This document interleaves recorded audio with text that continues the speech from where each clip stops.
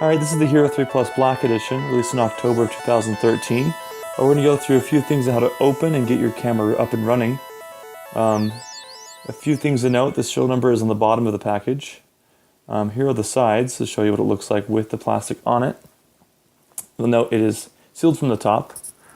And we're going to go ahead and open this to show you how to get it open. Once you have it removed from the plastic bag, you'll note it has a kind of a matte finish to the cardboard and a plastic top.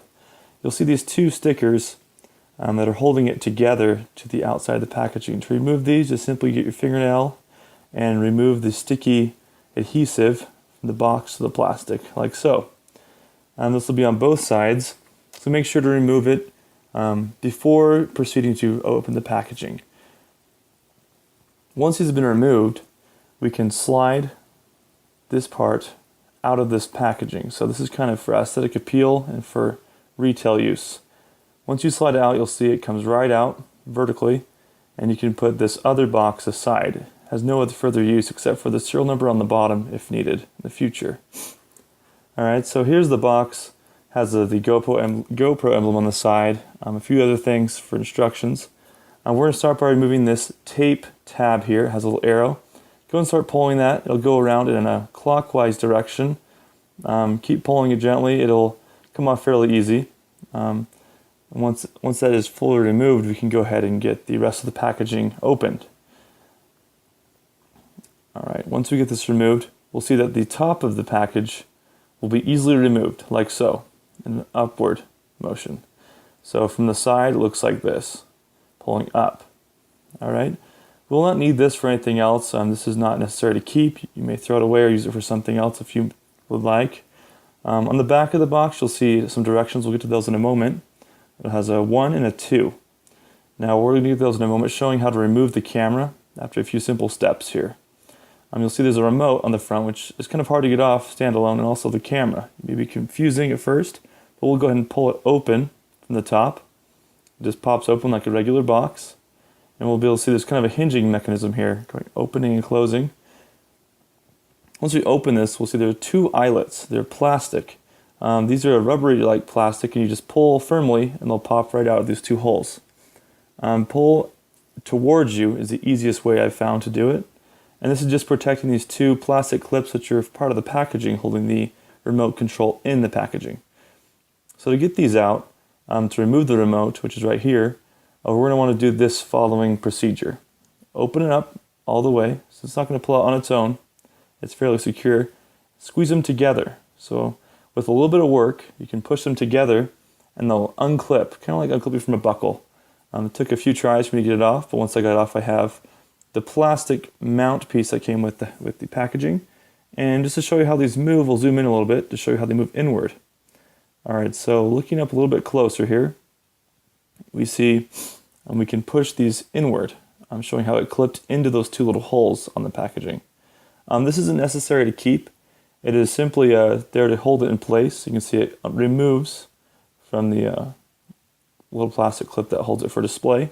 If there's any plastic or whatnot, you can brush that off.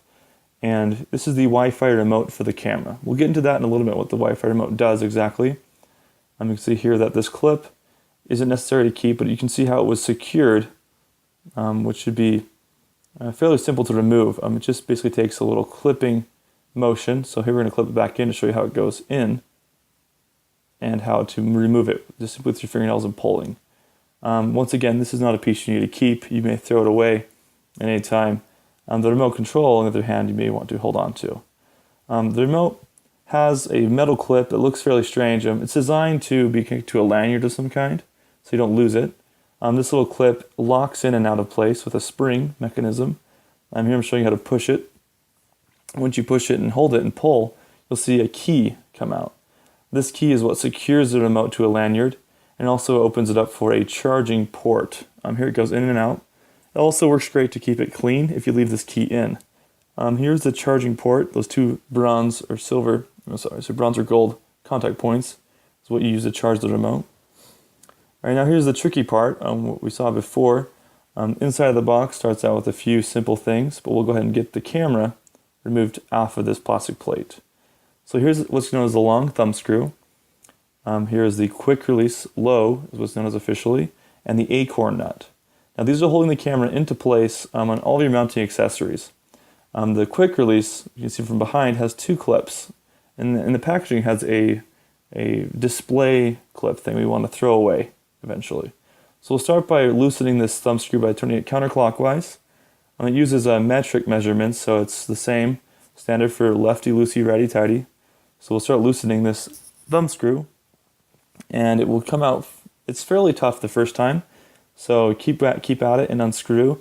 I jumped through here to show you being removed. Once we remove this thumb screw, you can see it is indeed has metric measurements. I don't have the exact measurements on hand right now. However, you want to hold on to that. And then to remove it from this plate, the easiest way I found is to just simply pull backwards, and it will remove itself from this quick release. And you'll have the camera standalone and this piece of garbage here, which is just holding it to display it in the housing. I've heard of people keeping this for future use to resell the camera and whatnot if they buy a new one later on, but it's essentially useless. You may throw this away. The Hero 3 Plus camera is in a waterproof housing, as you can see. This is the waterproof housing up to 131 feet. That's the clip for the camera. I'm showing all sides of it here to show it is indeed protected from any type of water or debris that could get inside. Now we're going to remove this quick release. The easiest way is to take your thumbs and push them together with the GoPro emblem facing away from you. I'm showing you this multiple times to kind of give you an idea of how it goes in and out. This will be the same process for any mounting accessory. The easiest way I found to remove it once again. Push inward and then forward, and it will remove itself from this plate. And this plate, once again, is part of the packaging. You can do what you like with it, but here's the quick release. This is something you want to hold on to. This in itself is something you can play with, maybe to put on a desk or something. Alright, so here we have what we've removed so far, the quick release, the GoPro, and the thumb screw. To reassemble these is fairly easy. You take these two eyelets and insert them in the spaces with these three eyelets here on the quick release, and it fits in nice and snug. You can see it moves, it's able to be positioned. You don't have to do it exactly at this moment. You can put the thumb screw back in, which is entered like so, and ensure it is going in smoothly. If it's not going in smoothly, make sure you have the threads lined up. Once it's in all the way, it'll stand up on its own, and when you get it the proper angle, you can tighten it until it's snug. Do not over tighten, because this can make the plastic break. It's not very common, but it can happen. Here on the back, you'll note on the waterproof housing, there's a little metal bar here. We'll get to that, what that can do. So for the time being, we now have the camera inside the housing and the clip holding it in on the top, which is this black piece. We'll want to show how to open this. Most people start by pulling from the back, which is wrong. Actually turn it around and just push it upward, and it'll open. Other way is just using your pointer finger and pulling upward, and it'll open like so. It's a reverse clip, so it has a hook and clip motion. So this little hook holds the back door closed, and this convex on the clip keeps it nice and secure. So when you pull upwards, it'll release itself like so. And then it has a metal hinge, and then a plastic hinge which can be unclipped if needed to replace the clip at any time. These are the two hooks I was referring to that hold it on the back door. Just keep it nice and snug. This is how to close it. It's just reverse fashion. Put the hook in first, and then push down. And it'll gently squeeze this rubber, which keeps it watertight. Ensure this rubber is clean periodically. The easiest way to ruin your camera is not maintaining a clean seal, especially in water.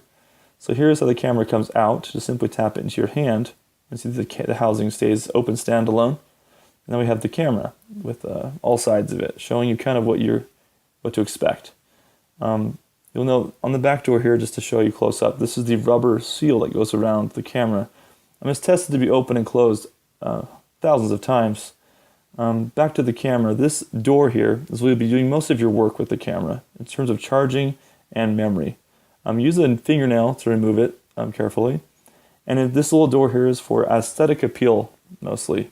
It's not necessary to keep. And you'll see there are two ports here, a mini USB and a micro HDMI. We'll get back to that in a moment. Here's the mini HDMI, or the micro HDMI, sorry, and the mini USB, as well as the SD card slot. The lens has a slight tint to it, you may notice, on the Black Edition. This is for the optic sensor. I'm having that bowed, fish-eyed lens. It has some optics which are pretty unique to the camera. You may know out of the packaging it will not turn on because there is no battery in the camera. So pushing the front power button will not turn the camera on. You must remove the battery door. To do so, pull the latch with your left hand or right hand, whichever is most comfortable for you, and release two little prongs which hold the door in place. And simply tap the camera in your hand and the door will come off. You'll now note there is a serial number that was also on the bottom of the box inside the camera. I'm referring to your camera model and some other stickers inside. Now we're going to go to the box and remove this quick start guide, which is right here. If you have any quick questions you want to have answered about the camera, this is the best place to refer to. It shows the general setup, camera icons, what they refer to, what they mean. It's a great starter guide to get things up and running. The second thing you'll see is three stickers here, which GoPro sends as a courtesy, just for fun to put on any type of board you may have or quadcopter. The Hero 3 Plus manual is a feature with the Hero 3 Plus cameras. It's being sent out to make it easy to learn the camera within your hands. This last piece of paper is very important. It refers to the GoPro official policy, the warranty, things of the nature of what would happen if you lost your camera, if it was under manufacturer defect. So if you go through this, I'd recommend holding on this, reading through the warranty and disclaimers to better understand your product and know what would be covered and not be covered. So hold on to that and keep that handy. You notice the packaging when you pull it, there'll be two cardboard tabs you can pull upwards, and then simply pull upwards on one or the other and it will open. And it's almost like a origami type opening here. It opens up from the left and the right, and then it will have the box open, exposing what's inside. Inside here we have a few cords and clips. We'll go ahead and introduce these to you. The USB cord is what uses the charge of the camera. This is a quick release. It's a taller one called the J-hook, a little bit higher for different mounting options. Then here is the 3-way pivot arm, designed to give you a 90-degree pivot or extension with these quick releases. You see it has those 3 eyelets with smaller thumb screws, and it can be disassembled and reassembled to whichever type of angle you would like. And this is the short one, to give you an example. Next in the box we have the Wi-Fi remote charging cable, which is proprietary. Do not lose this. Use the charge of the remote. It has that same little key, and it inserts like so. This clips right in, and you can plug it into a USB port. That is 5 volts and 1 amp, or a computer charger. The Wi-Fi remote ring key is a simple piece you can use later on. And these two pieces are very important. They are the sticky adhesives, what they're referred to. You see there's a flat one and a curved. Tell the curves by the convex it has on the bottom. It has 3M tape on the bottom to adhere it. This piece is very important to hold on to. It's the anti-vibration plug, which can be inserted like so on just one of the quick releases, the low one, the short one. And once you put it in, it will enable your clip to not vibrate and disconnect from any type of mount.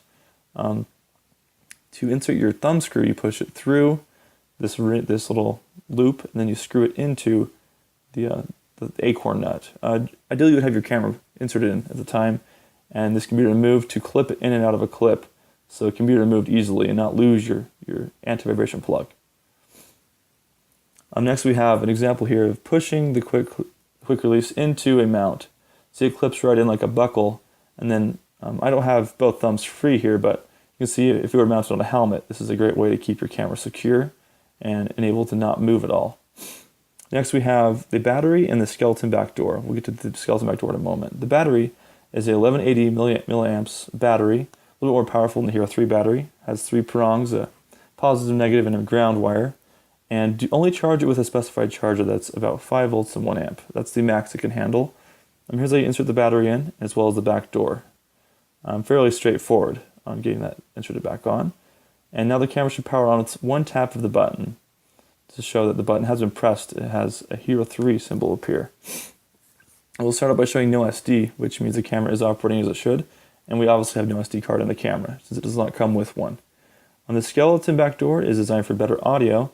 When you open the camera case or the housing, you can actually pop the back door off by simply forcing it off, and then you can attach a new back door like the skeleton one for better audio by pushing it in. It's somewhat stiff the first time. But once you get it on, it gives you better audio. So here you have a general overview of what comes in the packaging and what you'll have with your camera. If you have any questions or comments, feel free to contact GoPro. They have a support number, which I'll add in here on the video. And thanks for watching, and look forward to more videos in the future. Thank you.